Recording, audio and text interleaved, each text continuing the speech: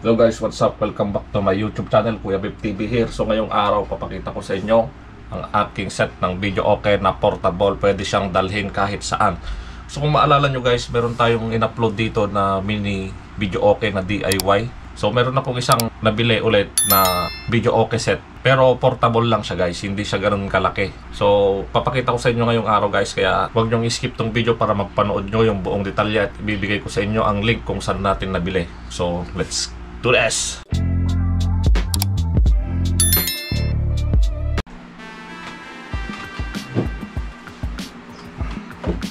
So ito na siya guys, Platinum DK65 Duo Party Jukebox. So ngayon, ito lang siya. Medyo nagamit ko na rin to at naidala ko sa dagat kung saan. So ngayon, ipapakita ko sa inyo kung paano natin i-set up yung kanyang monitor and ite-testing natin siya. Although yung video okay natin is pwede naman siya sa cellphone, meron kang i-download na app para doon ka na sa cellphone makabasa ng lyrics and makapag-select ng song. So ang ginawa kong setup is nilagyan ko na lang siya ng sarili niyang monitor. So ito, maliit lang siya guys. Portable din siya. And ito, gagamitan natin siya ng RCA connector and 12 volts power supply o adapter. Ito naman yung kanyang connector and power input. Maliit lang siya guys. Kaysa magdala ka ng TV, okay lang din naman sa cellphone o kaya tablet yung kanyang monitor, pero hassle kasi. At least yan parang video okay talaga siya na pipili ka na lang sa songbook tapos i-remote mo na lang kung anong number yung napili mong song. So ngayon i-set up natin siya at para makita ninyo kung paano siya gumana. So ngayon i-assemble muna natin siya guys. Lalagyan natin to. So video at saka kahit video lang, pero kailangan ilagay ko na lang to para hindi siya magulo. And 12 volts adapter. Yeah. And isaksak na natin.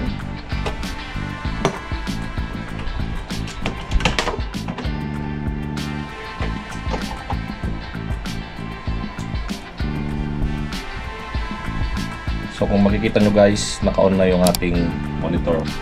Kukunik naman natin siya sa portable na video okay.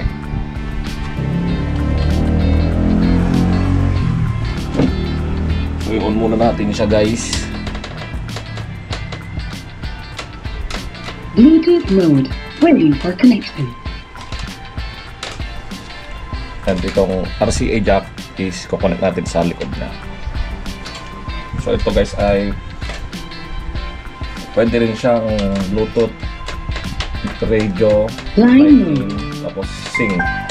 Yung sing na mode niya guys is dun ka pwedeng kumanta. So ito guys, nakita nyo.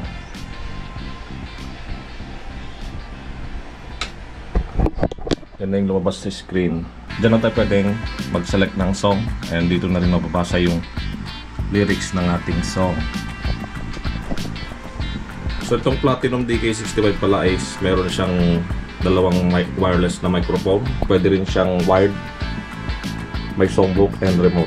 So papakita ko sa inyo guys kung paano siya gumagana. Ito guys yung kanyang remote control, microphone, wireless. Bali dalawa to guys, pareho lang. And yung kanyang songbook. So maraming kanta to guys.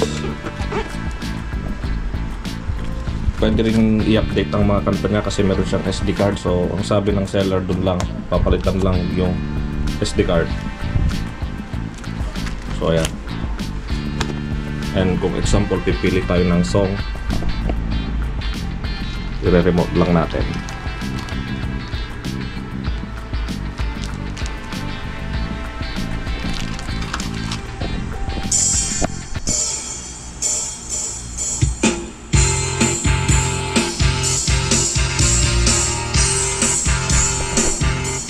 I-on natin yung remote.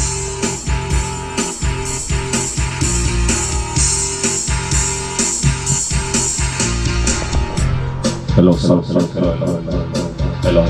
sound, 1, 2, 3.